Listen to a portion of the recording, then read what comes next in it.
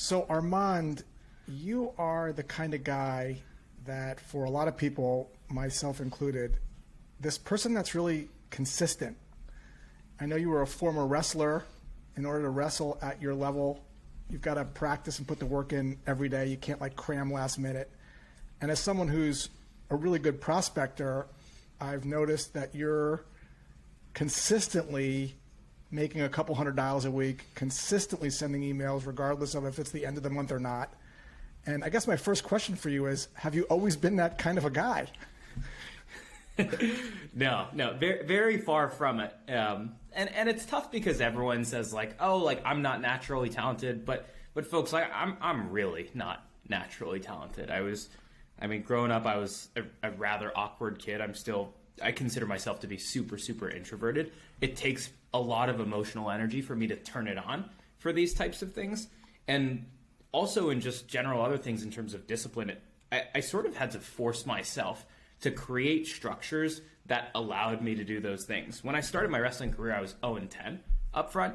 And a lot of it was just because I didn't understand how to manage my own life, how to manage my practice schedule, how to manage my diet and all those things. Things that came naturally to other folks were completely foreign to me. And so what I had to learn how to do is I had to learn how I learn and learn how to enforce false or fake boundaries for myself that force me to do the things that I don't like to do. And then if you keep it for 1 month, 2 months, 3 months and beyond, I find that then it becomes a habit and I can continue to layer on good habit after good habit. And it's taken me like 10 years to build some of these habits over time. But no, it was never this way from the beginning. So you were intentionally sort of rigging yourself to do things that you didn't want to do inherently. What was your process for that? Like, let's just talk about wrestling for a second. I would imagine, because my nephew wrestles, and the training regimen that they go through every day, it's grueling.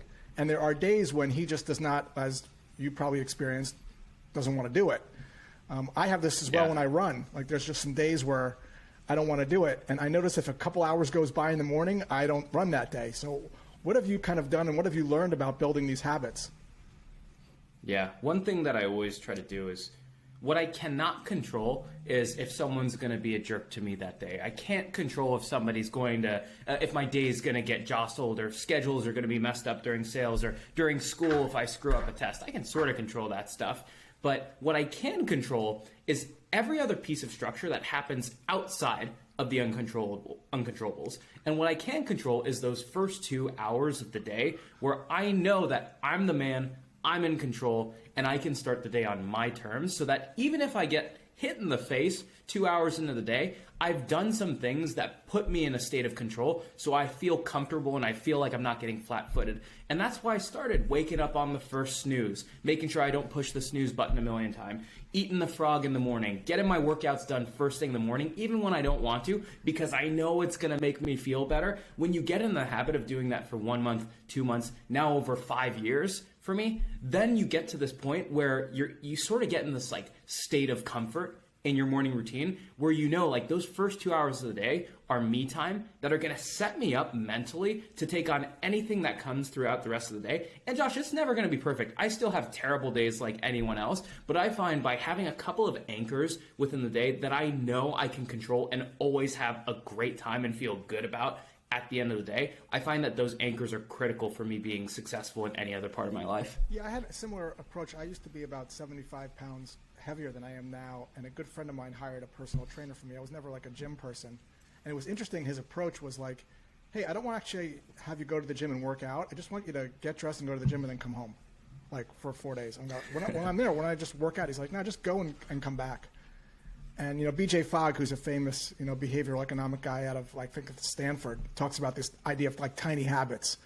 You want to teach someone to floss their teeth and they've never flossed a teeth before. You start with a tooth. Is that kind of what you did as well? Like, did you make things easier for yourself to be able to develop some of these habits? And we're going to get into cold calling in a second, but I just want to see, like, how you're wired here. Yeah. That's the thing is, the first time you do anything, it's brutal. The first time you floss a tooth, or the first time you go on a run, the first time you wake up in the morning. I remember that a lot of people, I would see, they would read these books. They would read like The Miracle Morning is a great book. and they would see these 7 things you have to do in the morning. Be like, all right, you got to do these 7 things in the morning. And so they would do the 7 things on the first day, the 7 things on the second day, the 5 things on the third day, the 1 thing on the 4th day, and then the 0 things for the rest of their lives. And for me, it was actually the exact opposite. What most people do is they actually bite off more than they can chew, and they think that, like, they see the pictures of The Rock being all charismatic, working out every day, being just like the perfect human being of life. Very few people are like that, 0 to 60 in 1 second. And so what I did is I took 1 thing that I knew I could control every single day, 1 thing. And when I was in sales, that 1 thing was I knew if I could knock out my first dial blitz in the first hour of my day and be done with it, then I would hit my dial commit. I might not be the best on the phones. I might not be the #1 seller, but if I could do that in the first hour of my day, I knew I could just get that 1 thing done. And then I started hitting that for 1 week, 2 weeks, 5 weeks, 3 months, an entire year, and never missed a dial commit again. And then throughout the year, I started to layer on an additional 1 thing at a time.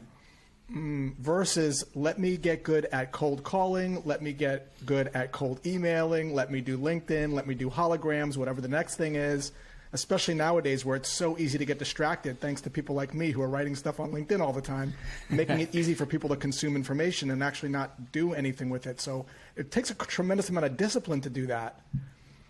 Like to be able to have such discipline. Did you prep that the night before?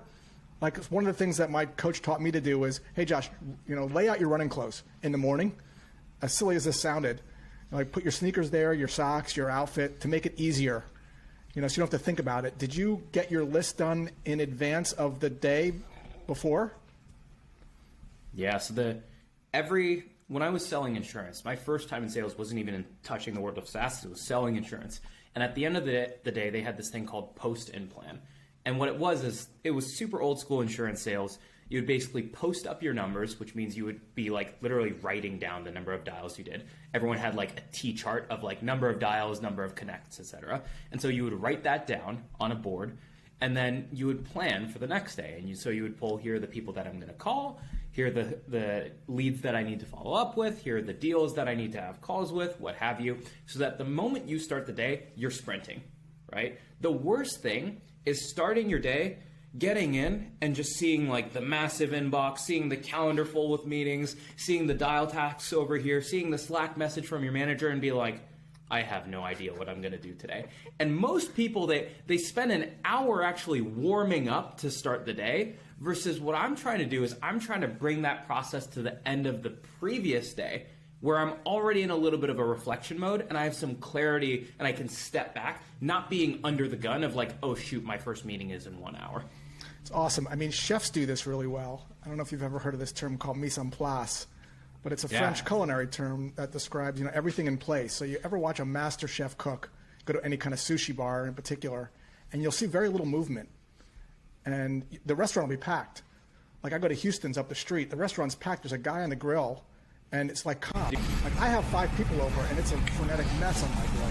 But because everything's prepped in advance, everything in its place, there's very little movement. It sounds like you have a similar philosophy that you're prepping the night before to get ready for the day, and then when the day comes, while everyone's in reactive mode, you're in proactive mode.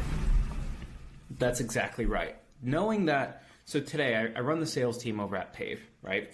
But I'm also carrying a book of business at Pave. And so I have sales calls, I have my own outbound prospecting, but then I'm also managing 4 or 5 other reps on my team as I transition full-time into leadership. Plus, we don't have like a huge marketing motion, so I have the marketing team that I have to run. Plus, I run my own podcast. I run 30 MPC, and I also invest in real estate with Nick. And if I have all of those things buzzing in my head at any given point in time, I am totally screwed. And so what I try to do is I try to take a step back at the end of the day, and I will literally block my calendar out down to like the micro activity, to the point where it's like you're cold calling here, you're researching here. You're going to have 4 hours of back-to-back meetings here, and so you're going to clear your inbox here, so that when I'm in my day, I can constantly sprint. I never have to worry about what I need to be doing right now, because I bucketed all of that planning the day before, and literally my days are a 9 to 5 or 8 to 8, whatever the kind of day it is. They are a full sprint from beginning to end. Not to say I'm burning myself out, but I'm not forcing myself to cognitively context switch every single time the next hour ticks on. Do you see this as a big problem? with sales organizations, now that you're leading a team, you've been an individual contributor, this idea of people not managing their time properly? Oh, all the time. And so the most common example is I was an AE at Carta, and Carta's a pretty successful company, and like a lot of people here, when you sold at Carta, it's like, whoa, like that must be a killer sales team, and they were great, don't get me wrong. However, what I found is that I hit $200 a week every single week, and like always hit my prospecting targets, and was managing over 70 opportunities at any given point in time, right? And that's not to like flex or brag or anything like that, but what I found is that like what would happen is when it got to the end of the month, all of the activity in the team would screech to a halt. You'd actually see like pipeline gen take a substantial dip in the last 2 weeks of the month. And the reason for that is people get swung by whatever's right in front of their face at any given point in time. And for me, my whole philosophy was, if I've done my job correctly in sales, one, Josh, I know you're a big fan of this, I have sought out the no's early on in my process, so I don't have to go and chase every single lead down. And all I've pared down my pipeline to is the people who I know are serious, and I just need to hold them to their word at that point. And if the last week of the month is just me holding people to their word, then oftentimes, Josh, it's honestly like one of the less stressful times of the month versus at the beginning of the month where I have no idea where I'm at and I need to put together a forecast. And that's the mindset shift. Everyone thinks that you need to stare and breathe over your ops 10 times more than the next person, and looking at your pipeline is the fastest way to make sure that your pipeline gets smaller. When in reality, I'm just managing my pipeline defensively to say, like, I'm just holding these people to their word, and I'm being offensive on the prospecting side. Do you think it's because people don't know how to have real conversations, or not, maybe real is not the right word, honest conversations with prospects to know where these opportunities are, so they hang on to all of them because it makes them feel good? And I've been guilty of this as well. Like, I don't want to reach out to them because I still see it there, and it gives me a little comfort that it's in the pipeline, it's there. What do you think the root cause of that is? What's tough is we're conditioned to, when you hear about a sales rep or when you watch the sales movies or all of these things, you hear about everything's about getting to yes. Everything's about never taking no for an answer. And so you think when you lose a deal that it's a reflection on you. The other day I had a really, really killer recent tech IPO that everyone would know. I took a first discovery call with them, and it wasn't going anywhere. And I had my SDR on the call, and the SDR had set the meeting for me, and they were actually really, really bummed out that it didn't go anywhere. And I was actually pretty okay with it. And don't get me wrong, I was bummed that it didn't turn into an opportunity, but I was at least glad that the person was upfront with me and said, hey, this is what we're looking for, here's the problem we're trying to solve. And I knew that's not a problem we were going to solve for them. And so I said, like, hey, like, here are a couple other resources you can have to solve that problem. When you start to have some of these other problems, you can work with us down the road. And now I never have to have that eat up mind share in my head anymore. But everyone thinks that every single swing needs to be a hit. But all that does is it forces you to keep swinging on things that would never be a hit in the first place. And that's what people don't realize, is that's a delayed gratification that comes with saying no. And there's no immediate reward for saying no. And so it's hard to think that you can just turn away deals that aren't going to go anywhere. Do you think this kind of originates from this being, this attachment to the outcome, and you feel less than if the opportunity doesn't turn into anything? You feel like a little bit of a failure because you think and assume that everybody you talk to must want what I'm selling. Yeah. I mean, everyone is like, you take it super, super personally when you close loss it off. But I find that if you're doing a really, really good job in selling, you know the ops that are going to be closed loss before they actually have to be closed loss. Like, I know from the first call, the second call, as my pipeline gets later and later and later in the cycle, I know which ones are going to close, right? But a lot of times people are finding out when their deal is in stage 5 in Salesforce, and they're shocked when it doesn't close.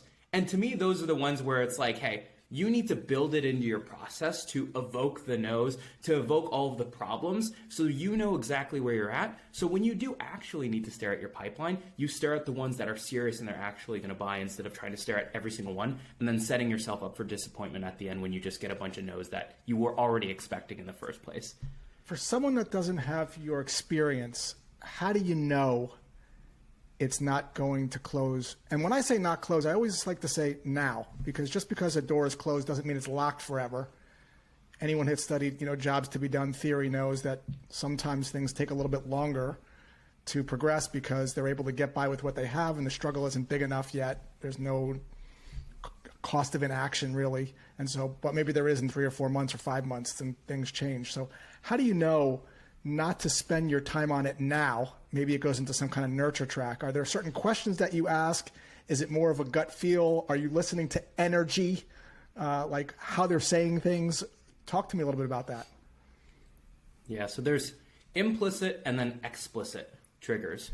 So things that are explicit are things that a prospect will willingly call out to you. They'll say, I'm not interested in this. This isn't a big enough problem. And if it were that easy, then we would have much better insight into our pipeline.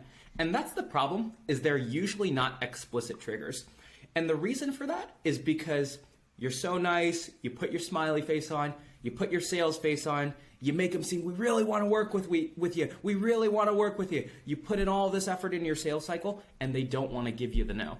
And that's why they're ghosting you. You're not creating an environment where it's comfortable for people to say no to you. And Josh, I know you talk about this a lot, is I'm just creating an environment where they feel comfortable sharing the truth, right? And so my job is to take as many of those implicit hints that I see in a cycle and move them to explicit actions from the customer. And so let's take an example here, right? Let's say I have a timing-based sale. Let's say I'm selling a fintech product and I help people manage their audit process so they don't have to go through the pain of the IRS digging through all of their records. I don't actually sell that, but it's just an example, right? And I know that their audit doesn't come for 3 quarters down the road. What I'm going to do is I'm going to start asking them, hey, when's your next audit period? I'm going to start asking them all of the problems that are going to happen between now and that next audit period, because I know this is a 3 quarter down the road close. And if there aren't enough problems, I'm going to be like, well, Josh, I mean, honestly, it sounds like you got it really handled today, right? If I were to guess, like, here are some things that could happen over the next 3 quarters, but I mean, I guess, why are you talking to me today when you just got through your last audit period? And then they'll start to come forward, or they'll say, this is an exploratory conversation. And instead of just fighting for the next steps constantly at that point, I'm going to say, like, that's awesome. Let me send you some stuff so you can noodle over it, run it by the team, but why don't we reconnect a little bit later down the road where, you're a little bit closer to it? Have I given you everything you need to at least make a smart decision down the road so you feel comfortable with where your head's at with Pave? And they'll say, like, yeah. And they're almost pleasantly surprised that a salesperson wasn't breathing down their neck and pushing for the meeting next week. I love that. I refer to this as we're so trained on talking people into things. And my approach is I'd like to talk people out of things. And if people can't defend it and there's not energy in terms of what terrible, no good, very bad thing happens if they don't do anything right now, it's probably not going to close. I had a similar story happen 3 weeks ago. I was talking to a pretty big opportunity. And the people that I were speaking to, like, hey, we got like 5 of us that were crushing it, but the rest of the team's not doing well. We want to bring in a trainer. We're looking at you. We're looking at this person. We're looking at that person. I'm like, hey, you guys are crushing it. Like, what's stopping you from, like, training some of those reps, like teaching them what you're doing? Like, why would your manager want to bring in someone like me, former kindergarten teacher who knows nothing about your business and certainly doesn't know who you're selling to more than you do? And they're like, well, he probably wouldn't want to do that. I'm like, well, maybe you guys should, like, try to train up, and if you need some help, like how to codify your material or how to teach it, I'm more than happy to consult and just save a ton of time, because that's going to come up. It's almost like you're calling out the negative thing in the room, the elephant, and just because you don't call it out doesn't mean it's not there. But I think, why do you think people don't want to do that? Is it because everything is, they're sort of comped on the close, right? So everything has to turn into something. Yeah, well, the thing is that we have this perception that we are the thing that drives people forward in a sales process. We are not. More often than not, we are the thing that gets in the way of driving a sales process forward. So many times you see it where like you can tell the customer is like super uncomfortable and they're like, yeah, just send me an email and we can coordinate next steps, which is code word for I don't really feel comfortable jumping on a call with you again because you're trying to sell me so hard. And the best sales calls do not even feel like you're selling. It just feels like you're trying to get the person to justify why the heck they're going to buy. It's almost like you're trying to get them to say like really explain to you like, is it really worth doing this thing for you, right? This also happens really frequently in negotiation where people feel like when a competitor comes up, and Josh, you hear a competitor, a competing sales trainer, and you see like here, well, this trainer doesn't do that, this trainer doesn't do that, right? And that's what most people do when they hear a competitor. When in reality, most of the time, if you're at like a forward-thinking tech company, you're not the cheapest solution in the market. I tend to be sometimes 2x the nearest competitor. And when somebody says like, hey, there's another competitor down the block who's half your price, I'm just going to try to push them away and say like, hey, if they're half the price and they do all the same things, like, I guess, why are we here? You know, not to call you out on it, but what are we doing in this conversation if we're 2x the price and the same amount of value? Like, maybe I screwed something up here. Like, where did I go wrong? And then you'll start to get people to come forward, and then you'll get to the actual answer. So great. I have a similar thing that happened to me. This was like six or 7 months ago. A similar situation. They were like, hey, Josh, we're looking at you. We're looking at John Burroughs. We're looking at this person. We're looking at that person. And we want to know, like, why should we choose you? And you're right. The inclination is mostly to talk to people about why you're different, why you're better. But I think I said something like this just a while ago. I said, you know, I'm not sure, like, what would inspire you to want to bring on a former kindergarten teacher? Like, that sounds like a terrible idea. Like, John Burroughs, he's been working for Salesforce for so many years. Like, what you should probably, like, what's going on here? Like, that was kind of how I said it. But then what you hear is they give you your value proposition. They start to tell you why they're looking at you, and you don't have to guess. And then you can kind of suss out if that's something important to them or not, or, you know. But I think it's just about what you're getting at here, Armand. It's just like having an honest conversation with people and being okay if it doesn't go anywhere.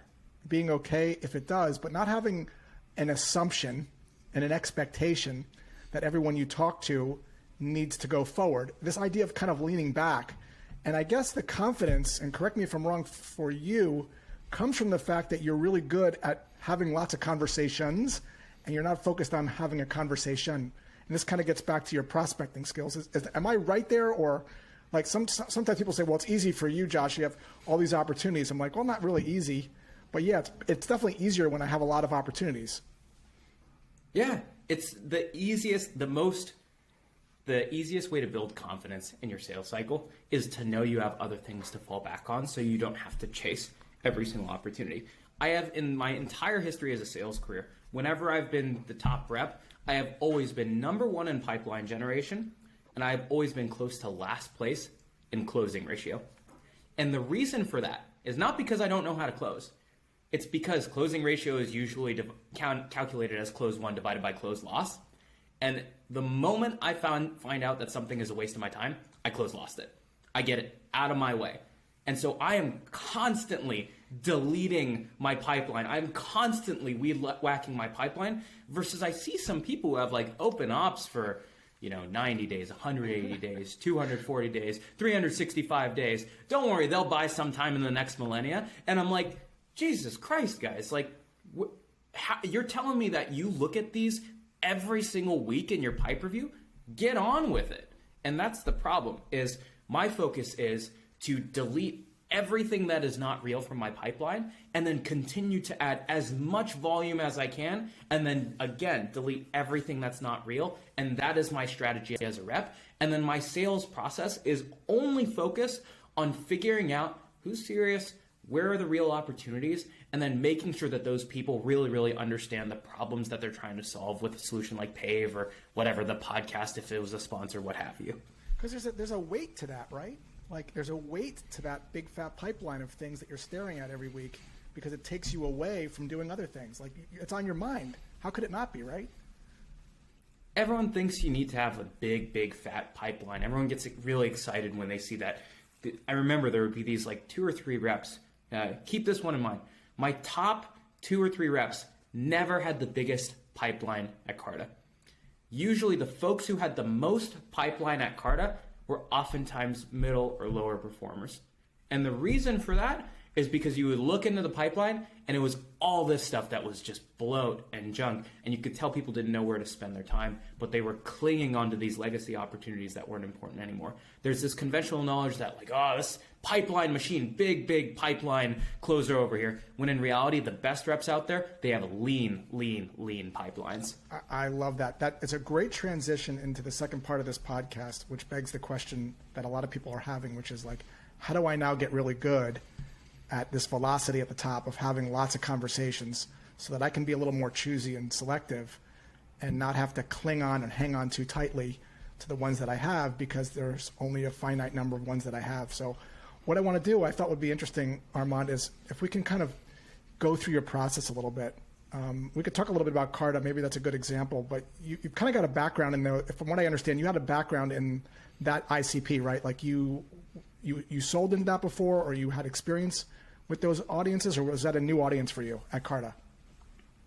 Yeah, so I sold insurance way back in the day, and then I actually left the space of sales for a short period of time because I was a founder as well, and my startup burned down, and I didn't know why in the world my startup burned down. I couldn't give you a straight answer. And so instead of going right back into sales, I went into the world of corporate strategy and venture capital, really more of like a finance type of sale, or in like a finance type of job. And then Carta was a fintech sale. And so I could talk the talk with a lot of these CFOs and say, like, I've been in your shoes, I've seen that world before. And so, yes, I did have some industry expertise. Okay, so this might be a tough question, or maybe it's not, but a lot of people don't have that, right? So if you're, an outreach person, you're an SDR selling to salespeople, you've been in the role, you are an SDR, you're actually using the product, you know what it's like. So many people listening to this are tasked with selling to CFOs, but they have not had your background.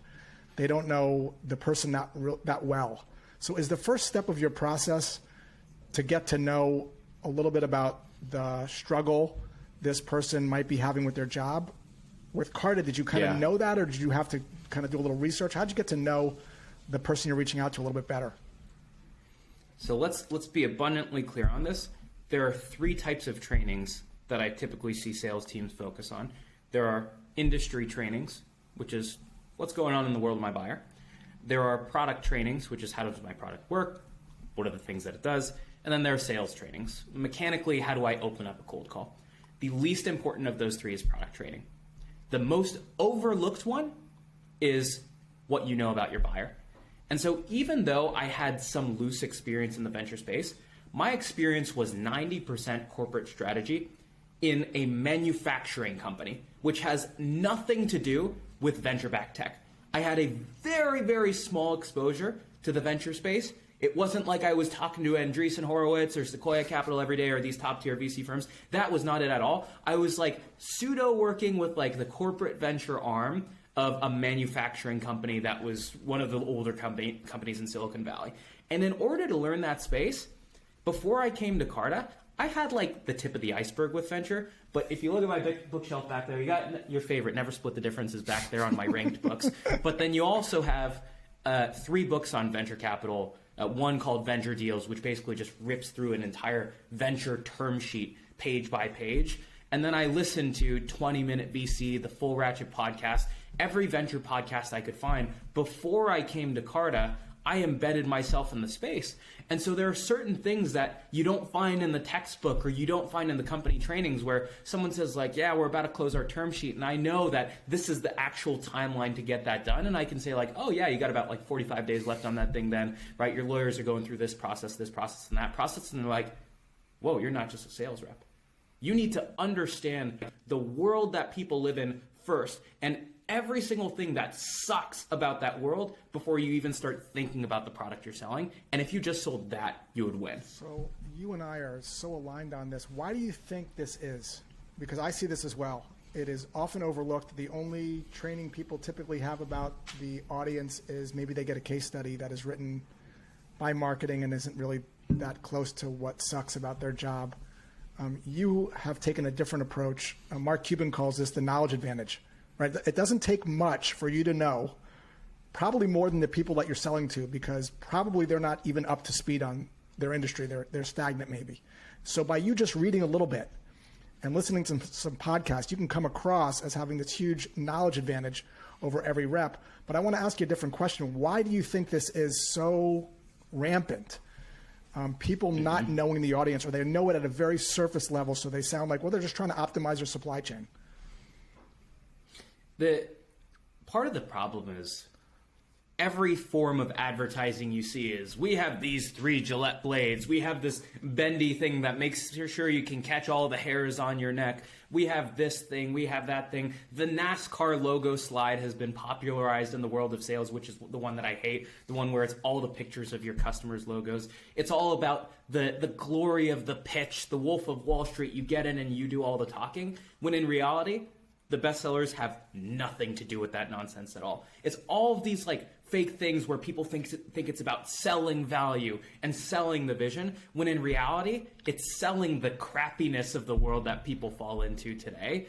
But it's all of these bad habits that have been trained to us over 15, 20 years as we're growing up that you have to untrain. And unfortunately, they're still being trained in most sales schools out there. So how do you do it at your organization? So for people that are coming in on your team and you want to bring them up to speed on, I call it the cost of inaction, the terrible, no good, very bad thing that happens if people do nothing.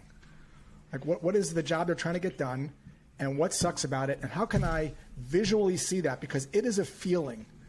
You have to be able to feel what it's like for them to do the work. And so I go through this thing called an infomercial exercise with SDRs that I talk to. Like, tell me the black and white version of the infomercial. And here's the rules. I need to be able to see it, like visually in my head. It needs to be specific, and it needs to sound like something somebody would actually say. And I'd say, 9 times out of 10, through no fault of the SDR, they struggle with it. They don't really know, they're unsure, they can't really see it crispy. So what's your process for bringing your reps up to speed on what the world is like and why it sucks so bad? Yeah, so let's get off of the Carta example. And my current company is a company called Pave.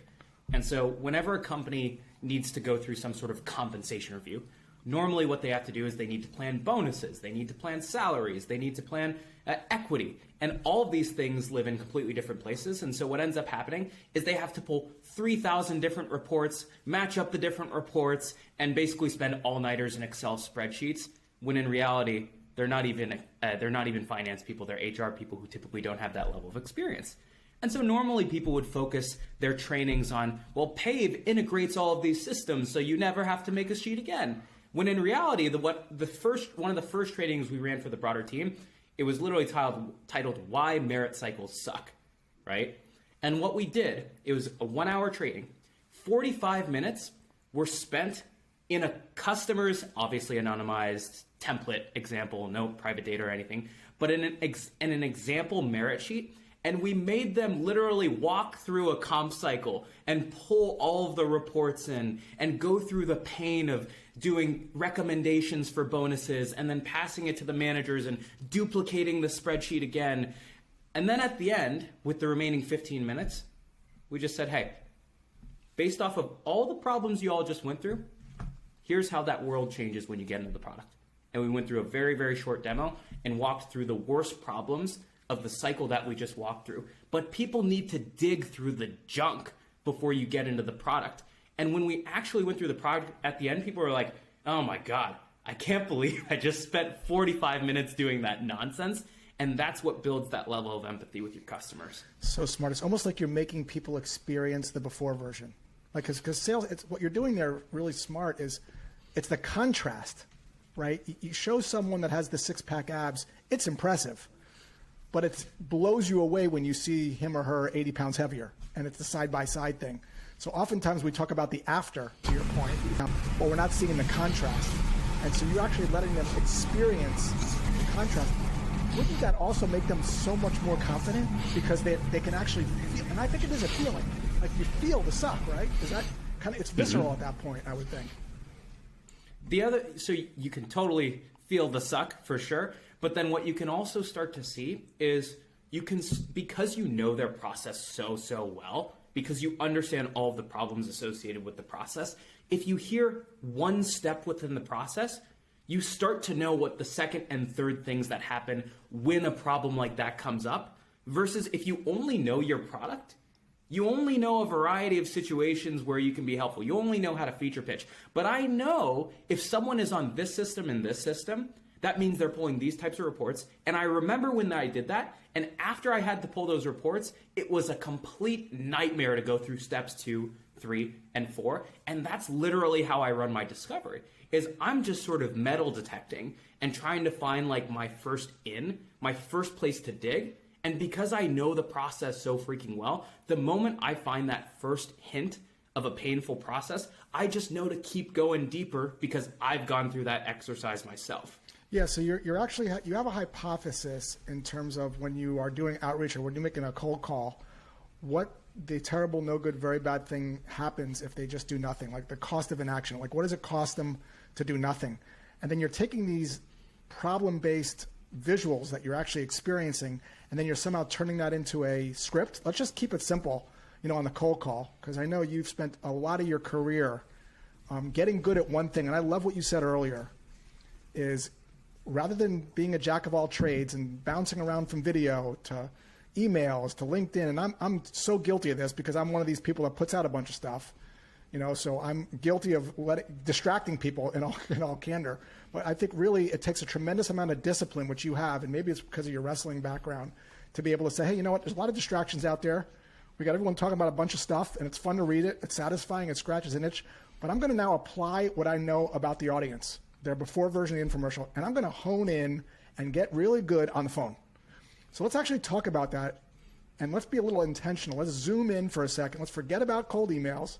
Let's forget about LinkedIn. Let's forget about social. Let's forget about video and holograms or whatever the next thing is that someone's going to come out with next week, or whatever the hell I'm going to write about. And let's actually hone in on how you then take that knowledge of the suck and how you then start to craft that into a script. And maybe you don't call it a script. I know you're not big on that term. What to say, and more importantly, even how to say it. I know you talk a lot about delivery, but take us through your process there for your current company, Pave. Yeah. So let's start with the opener, and then we can go into what I call the problem prop, not the value prop, right? And so the goal of my opener is to figure out where the person's head at, and it's also to make it seem like it's not a cold call, right? And so my goal is not to say like, hey, did I catch you at a bad time, or how's your day going? All of those little things that perk up the telemarketer spidey senses, they perk up, in your words, they smell like commission breath, right? Those are the things that I'm going to try to cut out of my opener. And so what I usually like to lead with is if I was calling up a friend, or if I was calling someone in the same network, or when in my insurance days we would call referrals really often, is I would say like, hey, Matt, Josh told me to give you a ring. It's Armand at blank. Have you heard her name tossed around? Right? All I'm going to do is I'm going to recreate that, but for whatever industry or whatever investor my prospect has. And so let's say I'm calling someone in the fintech space, right? They're a fintech company in Chicago. I've probably worked with one or two fintech companies. Maybe I've even worked with a fintech company in Chicago. And so I'm going to say, Josh, hey, we work with a couple other fintech companies in Chicago. It's Armand at Pave. Have you heard our name tossed around? And then one of two things will happen. So first of all, the reason I introduce myself afterwards is the moment you hear we work with a couple fintech companies in Chicago, or if I said, hey, we work with a couple of your other, with Sequoia's portfolio companies. I know you're a Sequoia company. You sit up and you're like, okay, this person's in my space. And the reason I ask you, have you heard a name tossed around, is because I'm not trying to sell you if you already know what we do. I have no desire to sell you if you know what we do. If you say like, oh yeah, I've heard your name tossed around, I'm going to say, well, Josh, that means I probably screwed something up, because normally we'd be working with someone at your stage by now, and so guess what you hear, right? What do we do wrong? And then if they say no, that's when I'm going to start to bring them into the before state of the infomercial. And I'm happy to talk to you. So before we get there, there's a couple things that you did there that were very subtle that I picked up on. And I'm knowing you how I know you from the research that I've done on you. Everything you're doing is intentional. I equate you to a stand-up comedian. Let me explain to you why I'm saying that. Not that you have a great sense of humor. You probably do, but if you watch a stand-up comedian, everything is deliberate. I was watching Seinfeld last night, and sure, he's funny, but I was really paying attention the third time I watched it to how he's delivering the message. And nothing is to chance. The pauses, where he's walking, the tonality, the small little stutter that you just did, I'm assuming, because you did it twice, I'm assuming that's even intentional. And I want to just unpack that a little bit. Maybe it was intentional. Was that intentional first off, or did I? 100%. Okay, so what was the psychology behind that? A lot of people, when they pick up the phone, they go, hey, Josh, I know I caught you at a horrible time, but can I get 30 seconds to tell you why I'm calling, and then you can tell me if this is a fit or not? This is Armand from Pave. And it's like, all right, here we go. And so what I want to do is when I pick up the phone, I'm leaning back in the chair. And I have not rehearsed this thing at all. I've actually rehearsed it a lot, but I want it to feel like a little bit of like a nudge to the prospect. I don't want it to feel like I'm coming in hot. And that's why I start, hey, Josh, we work with a couple other Sequoia portfolio companies. Casual, right? It's Armand at Pave. Have you heard her name tossed around? And there's a little bit of like a shrug there where I'm just like, hey, like it's a little bit assumptive, like you've probably heard of us before, right? Heard her name tossed around? It's no push. There's no intense sales motion here. It's just me trying to understand where they're at so I know that I don't have to pitch if they already know what we do. And I'm basically telling them with my tone, I'm in your network and you should probably know who we are. So something else I noticed about that too is the delivery. Really calm, like confident, but not hypey. In fact, this whole interview you've been like that as well. Not amped up, which is the opposite of what I typically hear when I listen to cold calls. Even though people aren't like that in their normal life, they get on the calls and they're kind of amped up. Talk to me a little bit about tone as well. I'm assuming that's intentional too. Way too many people think that getting excited or all of these other things, showing enthusiasm and all, it's important to have energy and everything like that. But for me, what I find is that people do one of two things. They either go over enthusiastic or over formal. When in reality, the best is casual and comfortable. So over enthusiastic sounds like that previous example I gave you. A lot of people also go over formal, where they're meeting with the CFO of Airbnb, and they come in super uptight and they're like, sir, the purpose of this call today is to figure out if we're a fit for Airbnb. And what you don't realize is what I learned when I was working in corporate strategy is I was really uptight presenting to the CFO, 200,000 employee company, super uptight. And another exec came in right before Easter. And he said, hey, Doug, happy Easter. And he chucked a chocolate egg at the guy and walked out the room. And the exec caught it and he was like, what the hell? And everyone laughed. And that's how these execs are talking to each other. Because they're people. And so the more they're just people. They've cleaned up a diaper if they have kids. So you can only take them so seriously. And my favorite thing to do is the more high-powered an exec I get in the room with, the more crap I like to give him. If they're being really silent, I'll call them out and I'll say like, Josh, you're really ruining my talk-to-listen ratio on Gong right now. Could you give me a little bit more here? And they'll be like, okay, like this guy gets it. I love that self-deprecating that humor. The other thing too that I noticed about what you were talking about is, I refer to this as like you're coming across like an equal. And I think so many times in sales we're like in this like down position, begging for our parents' affection. I'm not saying you have to be in an up position, but this idea of just being an equal and thinking that you actually have something that might be able to help this prospect live a happier life in some way, and not being in this groveling perspective, right? That's the other thing I heard in the tonality, which is you're not coming across as arrogant. You're not coming across as above them, as better than them, but just equal. On this idea of saying, hey, we're kind of in the same space. Some other ideas you might have is, hey, Josh, I'm familiar with you, on LinkedIn. I'm kind of a big deal on LinkedIn too. Have you heard of me? Like I'm familiar with you through Armand. I know you had him on your podcast.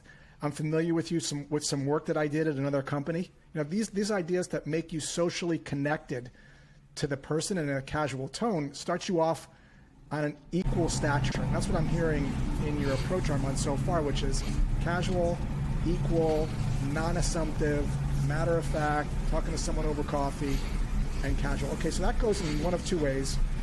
Yes, I've heard of you, and kind of gone down that path.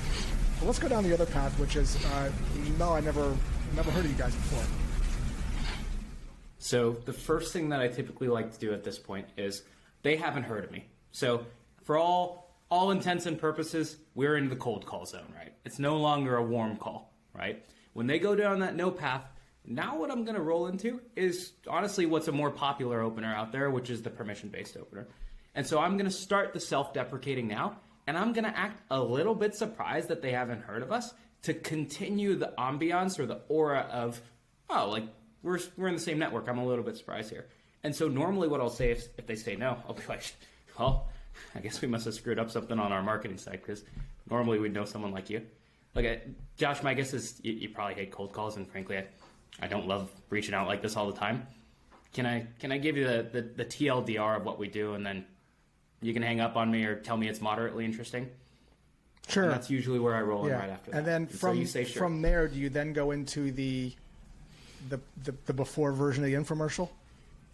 That's right. And so the before version of the infomercial, now you all sort of know what PAVE does. And so again, we help people with these massively painful merit cycles and the spreadsheet process with all these reports. And so my opener is like, hey Josh, the reason I'm reaching out is we're actually having a competition at PAVE. Competition? Yeah, competition. We're trying to figure out who has the most columns in their merit sheet. The current record is QZ, which is about 445 columns. Think you could win? And that's how we open our cold calls. All right, so I have a bunch of perspective on that, but I want to hear the psychology behind that, because I think there's a lot going on. This sounds very simple, but there's a lot going on in that one. You start. Yeah. So the first thing is, Josh, you call it crispy, right?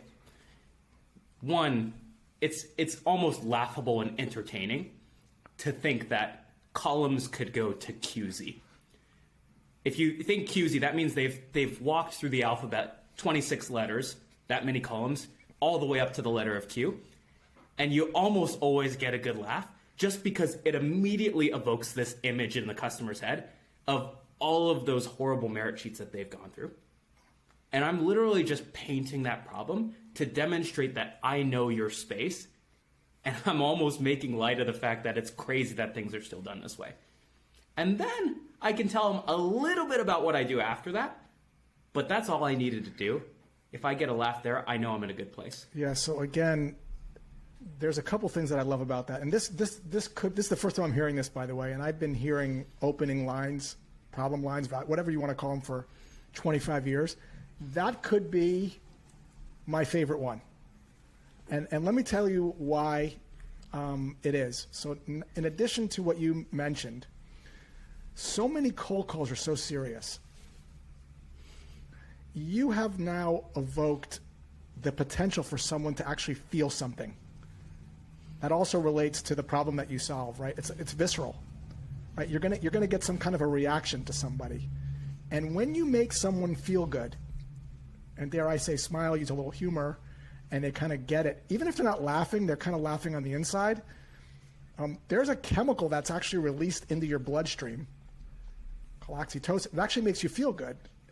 It's like a trust chemical. And I don't think there's anything that I have ever experienced that's a stronger lubricant for reducing pressure and forming a bond with someone than that. When you are so serious about your value proposition, you sound like everybody else, and you don't have that opportunity. Now, does that hit every single time? Nothing does.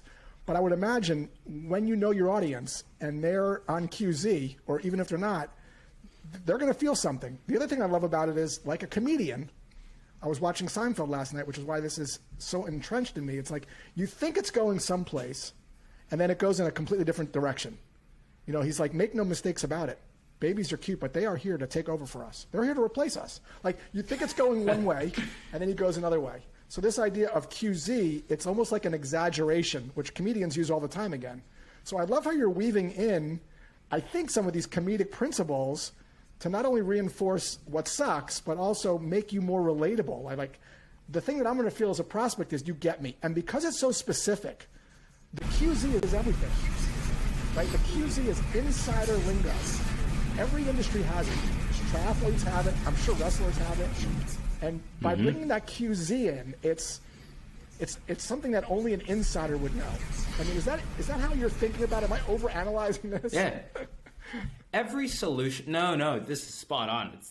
Every solution in the world drives towards, we either make you money, we save you money, or we prevent you from getting sued. Notice I did not say, we help you save time with your merit cycles, or we find that merit cycles or compensation reviews take a long time, right? They're a pretty painful process. No. Again, this is why you need to understand the problem so deeply, is I'm going to go super deep into the process, something that only a peer or only someone like you who's gone through the crap can actually go through. And what I'm also pulling on is all of the heartstrings When you've gone and complained about your spreadsheets to your CFO and they didn't get it, I'm telling you, I get it. I know where you're coming from. And that's the type of emotion and reaction, that level of comfort that I want to evoke out of somebody is someone who gets my business.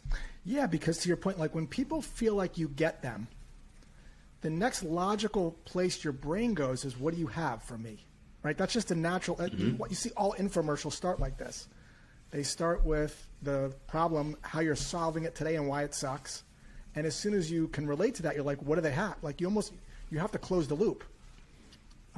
Also, I noticed the delivery again on that was very straight. Like you're playing it kind of straight, right? Like deliver it one more time just so people can hear it. Yeah, I'll say, well, Josh, the reason that I'm reaching out is we're actually having a competition. What competition? What do you mean? The competition is, I thought you might want to participate. We're trying to see who has the most columns in their compensation planning spreadsheet. The current record is actually, believe it or not, it's QZ, which if you count that out is about 452 columns. You think you could win? That's great. Where does the call go normally from there? I mean, I would imagine it goes in a couple different directions. But if you're calling the right person, do they normally give you like a little chuckle and say, "Hey, I'm nowhere near QZ," or like, where does it typically go there?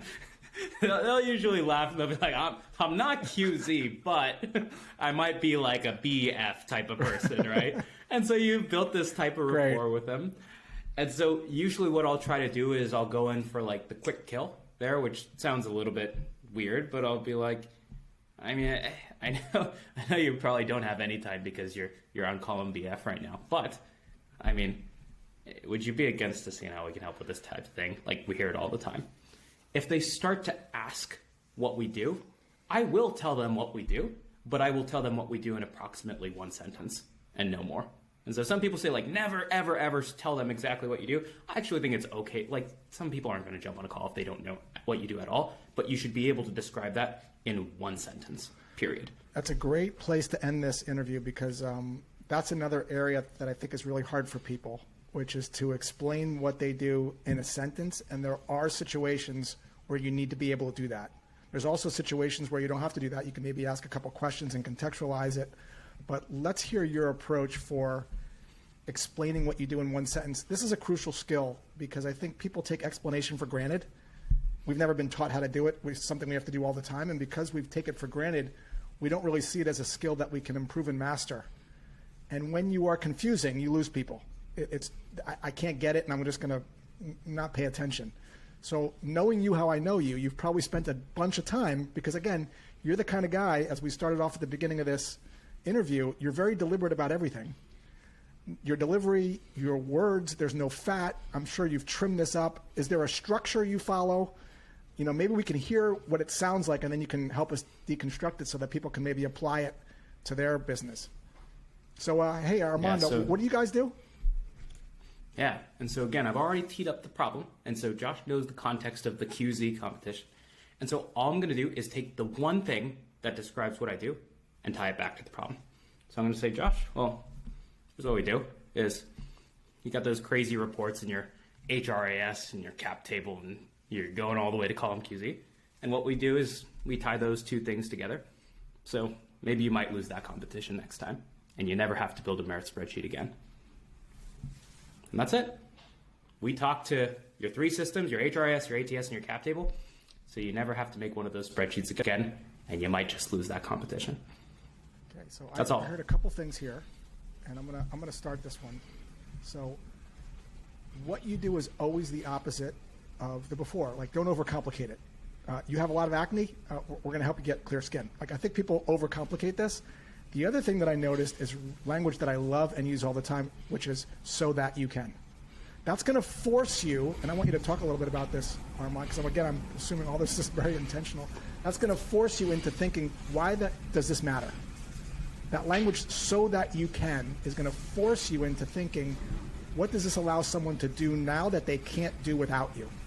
Is that the intent behind that language, so that you can? Because you could have stopped before that. You didn't. Correct. So I could have just said, well, we integrate your HRIS and your ATS and your cap table and allow you to filter by manager and run promotion processes and all that stuff. But none of that stuff matters. The one thing that matters is the most important thing that's causing that problem. The root cause of that problem that everybody knows is because you have data in different systems. And so all I'm going to do is I'm going to say, hey, here's this quick panacea to that problem. And that is exactly why you will never have to experience that problem again. And that's it. Nothing more. And do you stop there, or do you then end it saying, does that sound like something you'd want to, look at it? Would you be opposed to learning more? Do you just stop it there and let them lean forward? Or how do you, after you deliver that, what do you normally do? Do you have like some kind of a transition phrase? Yeah. And so I'll say, so I know that there's probably a little bit more than meets the eye there. And I also understand I'm calling you completely out of the blue here. So would it be the worst idea for me to maybe even show you what this thing looked like over a call next week? Okay. Right? And again, it's sort of like, sound interesting? It's almost like, in a sense, like you don't care either way. Right? Like that's kind of the vibe of it. It's almost like it's okay either way. The other thing you did really well there, and Voss calls this an accusation audit, you're labeling the negative emotions someone's thinking proactively. So I know I'm calling it the worst time. I know you got a bunch of things on your plate. When you label the negatives, you diffuse the negatives, you also make people feel like you get them. And then you kind of use the classic Voss, would it be a terrible idea thing. I guess the thinking there is that it's a little bit less pressury to say, well, it's not a big deal versus do you want to meet? Is that kind of the psychology there that you're using as well? It's all part of, that's why the opener is structured that way. That's why the value or the problem prop is structured that way. My whole thing is the tone in general is I'm not thirsty and trying to jump out of my seat and try to take a meeting with you. I'm just trying to understand, like, hey, if you're like everyone else, like you sort of want to see what's out there. I'm not attached to them or screaming or begging for them to give me a yes at that point. For me, they're just falling right into the solution themselves. Armand, this has been one of my most enjoyable interviews. I really have learned a lot from you. You're a super interesting person. If people want to learn more about you and what you're up to, is LinkedIn the best place to connect with you?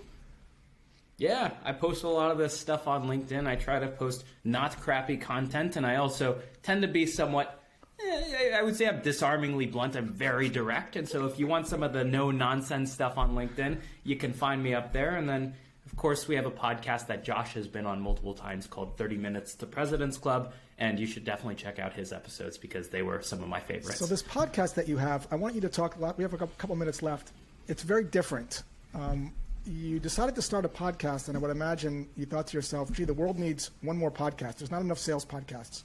What was it that you were seeing that you thought you could do differently out there in the world of sales podcasts? Because I thought yours was very different when I've been on a bunch of podcasts. Just tell everyone a little bit about what's different about what you guys are doing. In the spirit of problems, don't get me wrong. I love the Joe Rogan podcast.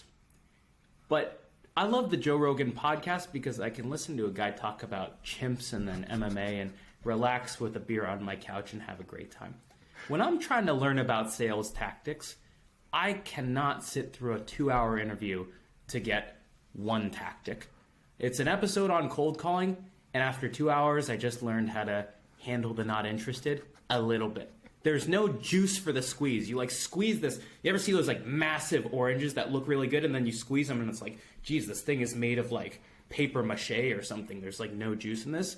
What we did is we basically turned that podcast into a kumquat. And so 30 minutes to President's Club, you squeeze the kumquat, and you get a full glass of orange juice. It doesn't actually work that way. That's what the point. And the whole idea is that every episode, while it's recorded for 45, it's edited down to 30, so that you only get the juice, and it's 100% focused only on actionable sales tactics. There are things about mindset, life stories, all of these other things that are discussed elsewhere outside of 30 minutes to President's Club, and that's why no one really knows our story per se. But if you only want the juice for your squeeze and only want the tactics, that's what we do. Even the way Armand explains his podcast is riveting. Storytelling and explaining is an art, and I know no better way to learn how to get better at it than by following a guy like Armand. Armand, thank you so much for being so generous with your time. This was so enjoyable. You're the man, Josh. This was great. Dude, I mean...